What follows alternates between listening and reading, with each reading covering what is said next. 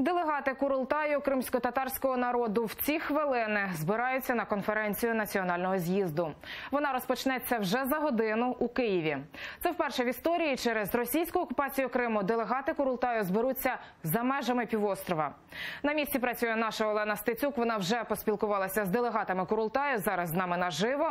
Олено, які питання вирішуватимуть під час конференції? Що тобі вдалося дізнатися?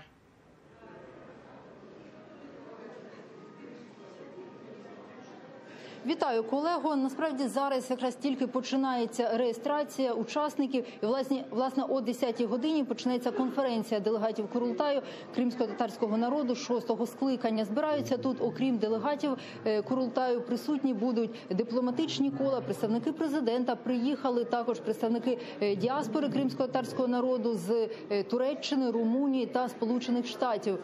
Власне, основні питання, які будуть сьогодні розглядатися, їх три. Це розгляд політичної ситуації на території анексованого Криму, а також на території материкової України. Друге питання – це продовження виконання функцій делегатів Курултаю. І третє питання – це виконання постанови позачергової сесії Курултаю кримськотатарського народу 6-го скликання, яке відбулося 29 березня 2014 року. Передусім йдеться про питання щодо реалізації права кримськотатарського народу на самовизначення на території своєї історичної, це територія Криму. Власне, за підсумками цієї конференції буде ухвалена заява, де делегати зможуть висловити свої позиції щодо вище зазначених питань.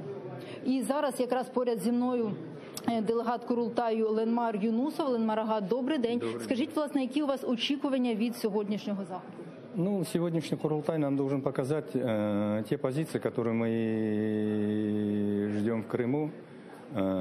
Полномочия делегатов Курултая на сегодняшний день заканчиваются, но первая задача от этой конференции — мы должны продлить полномочия Курултая, делегатов Курултая, потому что, учитывая те позиции, что мы сегодня в Крыму не можем провести Курултай, поэтому решили сегодня в Киеве провести Курултай и продлить полномочия или посмотреть те позиции, как дальше будут действовать делегаты Курултая. Власне, ось ви виїжджали, так само інші делегати. Чи були якісь перепони з боку Криму виїхати сюди? Ну, как таковой, учитывая внимание мировой общественности данному мероприятию, как таковых препонов сильных сегодня мы не чувствовали. Хотя до этого, когда мы пересекали границу, были времена, задерживали, беседовали. Ну, учитывая сегодняшнюю позицию, сильно препонов таких не было. І скажіть, будь ласка, ось питання, яке зараз багатьох турбує, власне, чи буде кворум на сьогоднішній? На сегодняшней конференции мы планируем где-то 100 делегатов. Кворума, чтобы провести сессию Курултая, сегодня не будет, поэтому мы проводим конференцию Курултая. Но, учитывая те обстоятельства Крыму и многие делегаты Курултая, которые не смогли приехать, поэтому, наверное, кворума сегодня не будет. А тот факт, что делегаты Курултая многие сюда не приехали, есть такие, которые действительно болеют. Есть делегаты Курултая, которые опасаются пересекать границу, приехать на материку. Но есть такие делегаты Курултая, которые сегодня, приехав сюда, просто боятся посмотреть в глаза Мустафе Джемилеву, Рифату Чубарову и тем людям, которые живут здесь, потому что они коллаборанты, которые сегодня показали, кто они есть на самом деле в Крыму. Тобто колаборанти присутні також?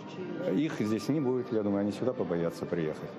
Я вам дякую за розмову. Мені залишається лише додати, що, як раніше повідомляв голова Меджлісу Рифат Чубаров, якщо не буде кворуму, то делегати, які не змогли приїхати, вони зможуть висловитися письмово, і далі ці дані будуть опрацьовані, систематизовані, і буде вже подана, оприлюднена заява щодо позицій делегатів Курултаю про вищі зазначені питання. Отже, поки що у нас на цю хвилину вся інформація, але далі будемо повідомляти протягом дня про сьогоднішню конференцію. Студія. Дякую. Це була наш кореспондент Олена Стецюк. Вона продовжує відстежувати конференцію делегатів Курултаю кримськотатарського народу. Більше подробиць вже в наступних випусках. Крім того, конференцію Курултаю ви можете дивитися в нашому ефірі. Пряма трансляція офіційної частини розпочнеться о 10:00.